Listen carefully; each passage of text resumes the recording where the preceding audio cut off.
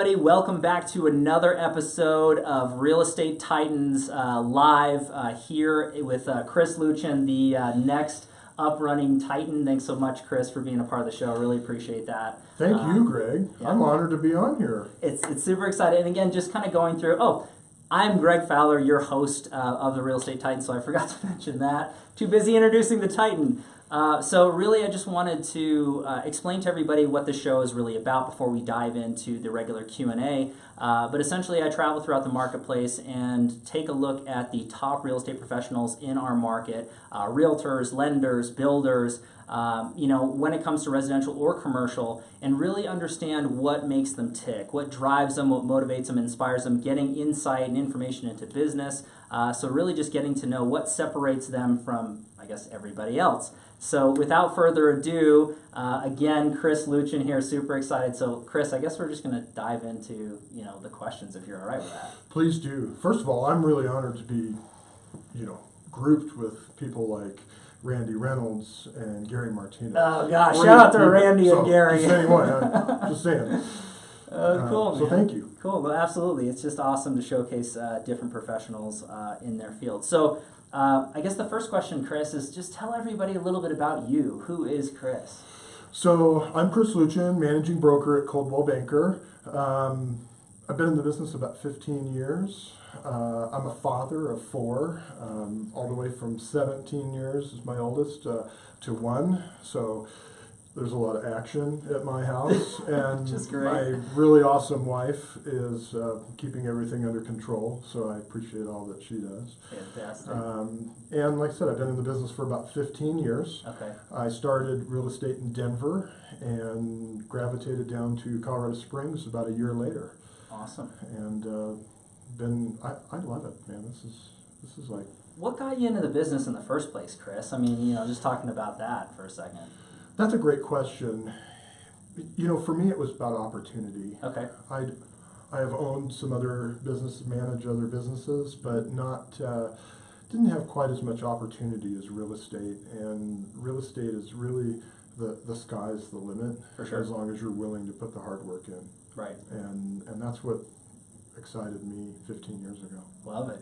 And now you're here. That's a good thing. Okay, so Chris, going into that, obviously being a part of the business, to be at the level that you're at in production and just overall reputation, what's your why? What motivates you? What gets you out of the bed in the morning, truly?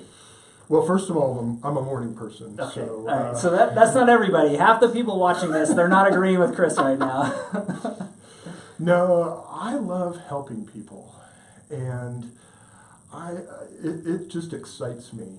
And I still remember my first transaction years ago.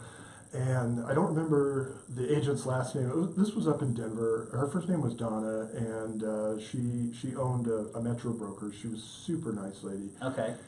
I was very blessed to work with an agent like that on my first transaction because although I probably made a couple of mistakes on the contract, she was ever so polite in calling me up and saying, I'm going to send over a counter proposal.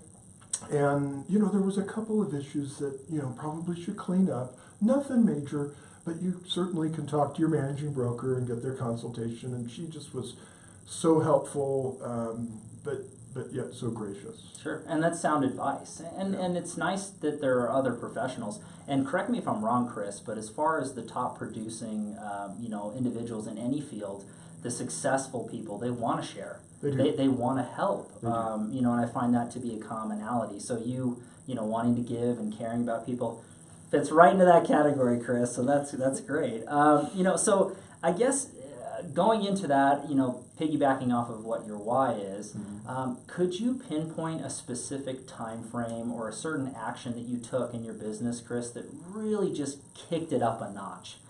If you could advise anybody out there. That's a great question. Before the recession in 2007, back in about 2005, I started working on bank-owned properties. Okay. And that was before it was popular, of course. Sure. Nobody. An innovator, Chris. That's right. Come on, he's a Titan for a reason, folks.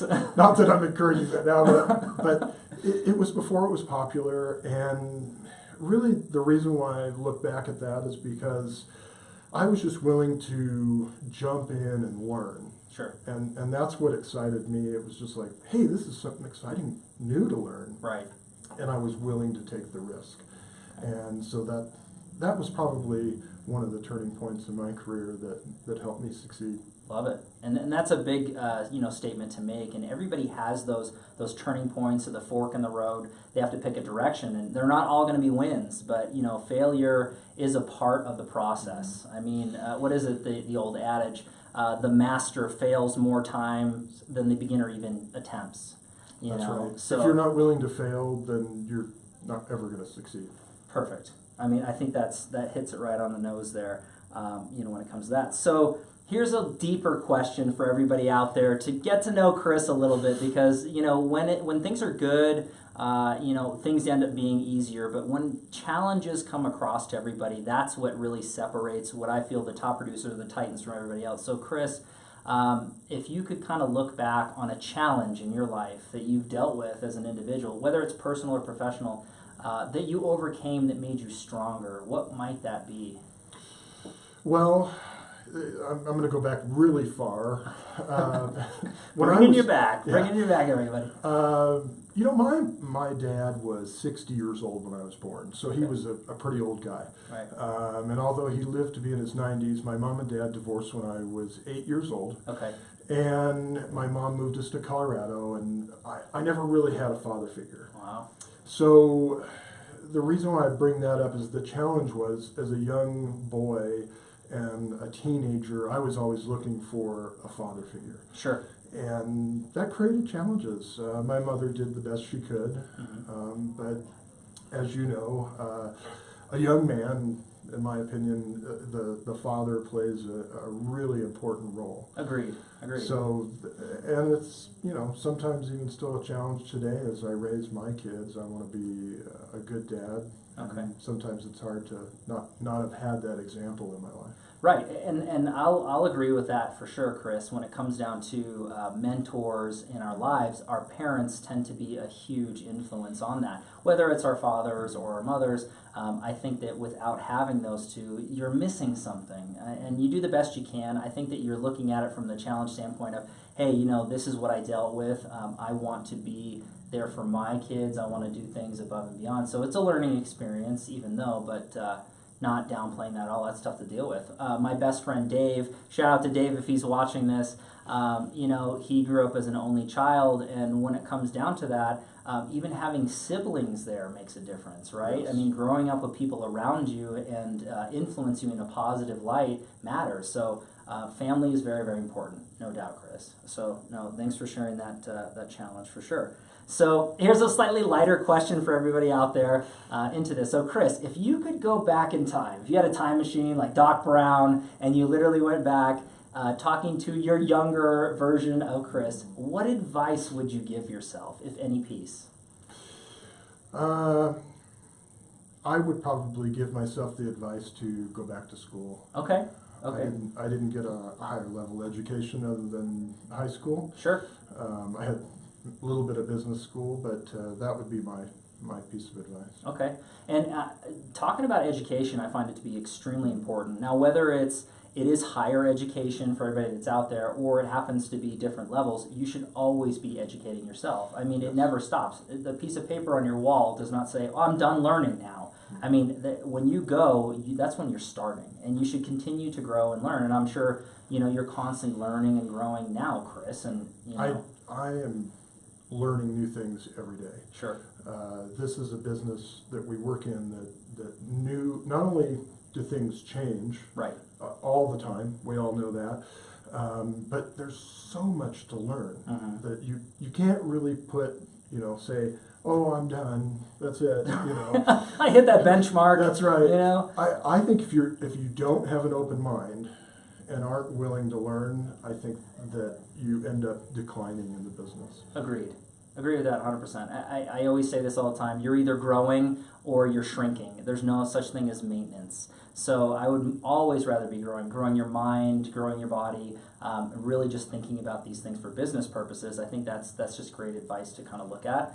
I'm sure your younger version would appreciate that. Go to school, Chris. That's come right. on. But you turned out all right as far as I'm concerned. Yeah, you know what I mean? I'm doing okay. Yeah, I would say so. So going into that, talking about education, and this is a great lead into the next question.